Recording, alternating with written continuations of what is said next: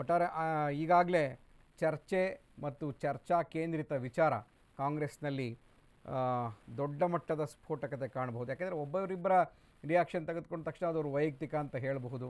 So ಅಥವಾ ಅದು ಅವರ ನಿರ್ಧಾರ ಇರಬಹುದು ಅಥವಾ ಅವರ ಒಂದು ಅನಿಸಿಕೆ ಇರಬಹುದು ಅಂತ. ನಾವಿಲ್ಲಿ ಹೇಳೋದು ಅಂತಂದರೆ ಒಬ್ಬ ವ್ಯಕ್ತಿಯ ಹೆಸರನ್ನು ಸೂಚಿಸಿದಾಗ ಸೊ ಅದು ಅಲ್ಟಿಮೇಟಾ?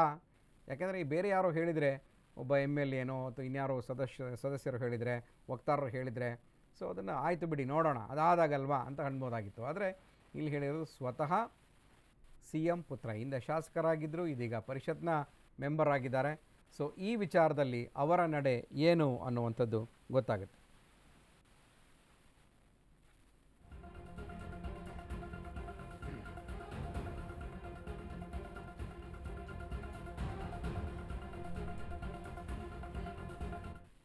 ತಂದೆಯವರು ಈಗ ಇನ್ನೇನು ರಾಜಕೀಯ ಕೊನೆಗಾಲದಲ್ಲಿ ಇದ್ದಾರೆ, ಅವರ ರಾಜಕೀಯ ಬದುಕಿನ ಕೊನೆ ಘಟ್ಟದಲ್ಲಿದ್ದಾರೆ. ಅಂತ ಸಮಯದಲ್ಲಿ ಈ ರೀತಿ ವೈಚಾರಿಕವಾಗಿ ಪ್ರಗತಿ ಪರವಾದಂತ ಸಿದ್ಧಾಂತ ಇಟ್ಕೊಂಡಿರೋರಿಗೆ ಮಾರ್ಗದರ್ಶನ ಮಾಡೋದಕ್ಕೆ, ಅವ್ರಿಗೆ ನೇತೃತ್ವ ವಹಿಸ್ಕೊಳ್ಳೋಕೆ ಒಬ್ರು ನಾಯಕರು ಬೇಕು. ಜಾರಕಿಹೊಳಿ ಅವರು ಅಂತ ಒಂದು ಜವಾಬ್ದಾರಿ ವಹಿಸ್ಕೋತಾರೆ. ಕಾಂಗ್ರೆಸ್ ಪಕ್ಷ ಸಿದ್ಧಾಂತ ನಂಬಿಕೆ ಇಟ್ಕೊಂಡಿರುವಂತ ಎಲ್ಲ ರಾಜಕಾರಣಿಗಳಿಗೆ, ಯುವ ನಾಯಕರಿಗೆ ಅವ್ರು ಮಾದರಿಯಾಗಿ ನಮ್ಮನ್ನು ಮುನ್ನಡೆಸ್ತಾರೆ ಅನ್ನೋ ಒಂದು ನಂಬಿಕೆ ನನಗಿದೆ.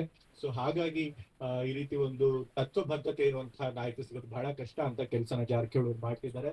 ಅಂತ ಕೆಲಸ ಮುಂದುವರಿಸಲಿ ಅಂತ ಹೇಳಿ ನಾನು ಕೇಳ್ಕೊಳ್ತಾ, ಇವತ್ತು ತಂದೆಯವರು ಈಗ ಇನ್ನೇನು ರಾಜಕೀಯ ಕೊನೆಗಾಲದಲ್ಲಿ ಇದ್ದಾರೆ, ಅವರ ರಾಜಕೀಯ ಬದುಕಿನ ಕೊನೆ ಘಟ್ಟದಲ್ಲಿದ್ದಾರೆ. ಅಂತ ಸಮಯದಲ್ಲಿ ಈ ರೀತಿ ವೈಚಾರಿಕವಾಗಿ ಪ್ರಗತಿ ಪರವಾದಂತ ಸಿದ್ಧಾಂತ ಇಟ್ಕೊಂಡಿರೋರಿಗೆ ಮಾರ್ಗದರ್ಶನ ಮಾಡೋದಕ್ಕೆ, ಅವ್ರಿಗೆ ನೇತೃತ್ವ ವಹಿಸ್ಕೊಳ್ಳೋಕೆ ಒಬ್ರು ನಾಯಕರು ಬೇಕು. ಜಾರಕಿಹೊಳಿ ಅವರು ಅಂತ ಒಂದು ಜವಾಬ್ದಾರಿ ವಹಿಸ್ಕೋತಾರೆ. ಕಾಂಗ್ರೆಸ್ ಪಕ್ಷ ಸಿದ್ಧಾಂತ ನಂಬಿಕೆ ಇಟ್ಕೊಂಡಿರುವಂತ ಎಲ್ಲ ರಾಜಕಾರಣಿಗಳಿಗೆ, ಯುವ ನಾಯಕರಿಗೆ ಅವ್ರು ಮಾದರಿಯಾಗಿ ನಮ್ಮನ್ನು ಮುನ್ನಡೆಸ್ತಾರೆ ಅನ್ನೋ ಒಂದು ನಂಬಿಕೆ ನನಗಿದೆ. ಸೊ ಹಾಗಾಗಿ ಈ ರೀತಿ ಒಂದು ತತ್ವಬದ್ಧತೆ ಇರುವಂತಹ ನಾಯಕ ಸಿಗೋದು ಬಹಳ ಕಷ್ಟ. ಅಂತ ಕೆಲಸನ ಜಾರಕಿಹೊಳಿ ಮಾಡ್ತಿದ್ದಾರೆ.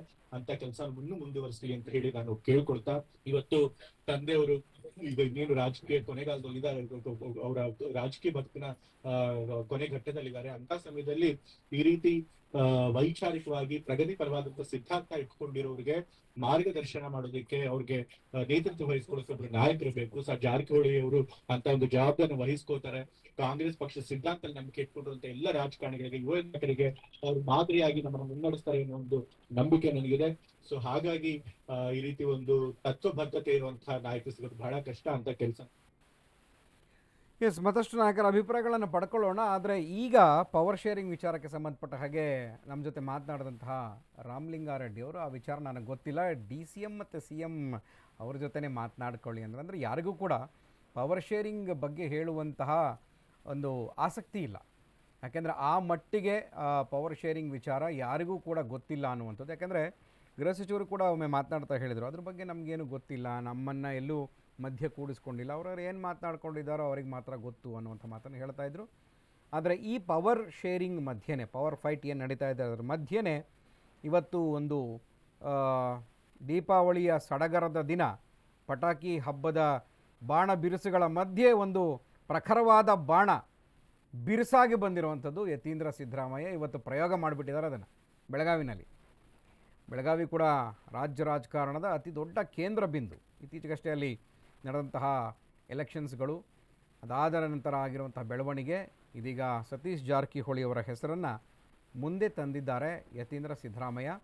CM ಪುತ್ರನೇ ಈ ಒಂದು ಹೆಸರನ್ನು ಹೇಳಿರೋದ್ರಿಂದ ಬಹುತೇಕ ಎಲ್ರಿಗೂ ಒಂದು ರೀತಿ ಚಿವುಟ್ದಂಗೆ ಆಗಿದೆ. ಎಲ್ರಿಗೂ ಏನು ಹೇಳಿದ್ರು ಇವರು ಇದ್ದಕ್ಕಿದ್ದ ಹಾಗೆ, ಎಲ್ಲ ಶಾಂತವಾಗಿತ್ತಲ್ಲ, ನಾನೇ ಆಗ್ಬೋದಾಗಿತ್ತು CM ಅಂತ ಅಂದ್ಕೊಂಡವರು ಇದೀಗ ಸ್ವಲ್ಪ ಅವ್ರಿಗೆ ಚಿವುಟ್ದಾಗ ಆಗಿದೆ.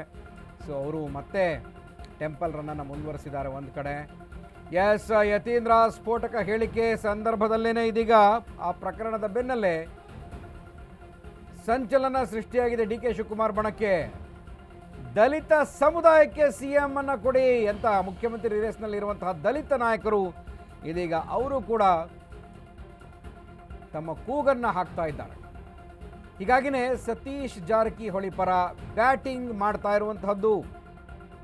ದಲಿತಾಸ್ತ್ರ ಪ್ರಯೋಗ ಆಗ್ತಾ ಇದೆಯಾ? ಆಗಲೇ ನಾನು ಹೇಳಿದೆ ಬಾಣ ಪ್ರಯೋಗ ಅಂತ, ಇಲ್ಲಿ ಅಸ್ತ್ರ ಪ್ರಯೋಗ ಆಗ್ತಾ ಇದೆ. DK ಶಿವಕುಮಾರ್ ವಿರುದ್ಧ ದಲಿತಾಸ್ತ್ರ ಪ್ರಯೋಗಿಸಿದ್ರ CM. ದಲಿತ ಸಮುದಾಯಕ್ಕೆ CM ಸ್ಥಾನ ಕೊಡಲು ಒತ್ತಾಯ ಕೇಳಿಬರ್ತಾ ಇದೆ. ಮುಖ್ಯಮಂತ್ರಿ ರೇಸ್ನಲ್ಲಿರುವಂತಹ ದಲಿತ ನಾಯಕರು ಇದೀಗ ಆ ಒಂದು ಹಿನ್ನೆಲೆಯಲ್ಲಿ ಸತೀಶ್ ಜಾರಕಿಹೊಳಿ ಹೆಸರನ್ನು ತೇಲಿ ಬಿಟ್ರ. ಹೀಗಾಗಿನೇ ಸತೀಶ್ ಜಾರಕಿಹೊಳಿ ಪರ ಬ್ಯಾಟಿಂಗ್ ಬೀಸ್ತಾ ಇದ್ದಾರೆ, ಬ್ಯಾಟ್ ಮಾಡ್ತಾ ಇದ್ದಾರೆ ಅನ್ನುವಂಥದ್ದು. ಸೊ ಹಾಗಾಗಿ ಆ ಬಾಣ ಅಥವಾ ಆ ಒಂದು ಪುಟ್ಟ ಕಿಡಿ ಇವತ್ತು ದೀಪಾವಳಿ ಹಬ್ಬದ ದಿನವೇ ಕಿಡಿ ಹೊತ್ತಿಸ್ಬಿಟ್ರ ರಾಜ್ಯ ರಾಜಕಾರಣದಲ್ಲಿ ಒಂದು ಸ್ಫೋಟಕ ತಿರುವನ್ನು ಪಡ್ಕೊಳ್ಳಿ ಅಂತ ಒಂದು ಅಸ್ತ್ರ ಪ್ರಯೋಗ ಆಗಿದೆ. ಅದು ದಲಿತಾಸ್ತ್ರ. ಅಹಿಂದ ವರ್ಗದ ನಾಯಕ ಸತೀಶ್ ಜಾರಕಿಹೊಳಿ ಸಿ ಎಂ ಉತ್ತರಾಧಿಕಾರಿ ಆಗಬೇಕು ಅನ್ನುವಂತಹ ಪದ ಪ್ರಯೋಗ ಆಗಿದ್ದು, ಪದಬಾಣ ಪ್ರಯೋಗ ಆಗಿದ್ದು ಮುಖ್ಯಮಂತ್ರಿಗಳ ಪುತ್ರನಿಂದಲೇ. ಹಾಗಾಗಿ ಎಲ್ಲೋ ಒಂದು ಕಡೆ ಈ ಒಂದು ಬ್ರೇಕಿಂಗ್ ನ್ಯೂಸ್ ಕಾಂಗ್ರೆಸ್ ಪಾಲಿಗೆ ಎಷ್ಟು ಬ್ರೇಕ್ ಮಾಡುತ್ತೆ ಅಂತ ಗೊತ್ತಿಲ್ಲ. ಕಾಂಗ್ರೆಸ್ ಪಕ್ಷವನ್ನು ಯಾವ್ಯಾವ ರೀತಿ ಬ್ರೇಕ್ ಮಾಡುತ್ತೆ ಅಂತ. ದಲಿತ ಸಮುದಾಯಕ್ಕೆ ಸಿ ಎಂ ಸ್ಥಾನ ಕೊಡೋದಕ್ಕೆ ಒತ್ತಾಯ, ಅದು ಹೈಕಮಾಂಡ್ ಯಾವ ರೀತಿಯಾಗಿ ರಿಸೀವ್ ಮಾಡ್ಕೊಳ್ಳುತ್ತೆ, ರಾಹುಲ್ ಗಾಂಧಿ ಯಾವ ರೀತಿ ರಿಸೀವ್ ಮಾಡ್ಕೊಳ್ತಾರೆ, ಸೋನಿಯಾ ಗಾಂಧಿ ಏನೆಲ್ಲ ಪ್ಲ್ಯಾನ್ ಮಾಡ್ತಾರೆ, ಇಲ್ಲಿನ ನಾಯಕರು ಎಷ್ಟು ಭದ್ರವಾಗಿದ್ದಾರೆ, ಯಾರು ಹೈಕಮಾಂಡ್ ಎಂಬ ಕುದುರೆಯ ಜೀನನ್ನು ಬಿಗಿಯಾಗಿ ಹಿಡ್ಕೊಂಡಿದ್ದಾರೆ ಲಗಾಮನ್ನು ರಾಜ್ಯ ರಾಜಕಾರಣದಲ್ಲಿ, ಸಿ ಎಂ ಸಿದ್ದರಾಮಯ್ಯ ಟೀಮಾ ಡಿ ಕೆ ಶಿ ಟೀಮಾ ಅನ್ನುವಂಥದ್ದು ಬಹುಶಃ ದೀಪಾವಳಿಯಿಂದ ಮತ್ತಷ್ಟು ವೇಗವನ್ನು ಪಡ್ಕೊಳ್ಳೋದ್ರಲ್ಲಿ ಯಾವುದೇ ಡೌಟ್ ಇಲ್ಲ ಅಂತ ಹೇಳ್ಬೋದು.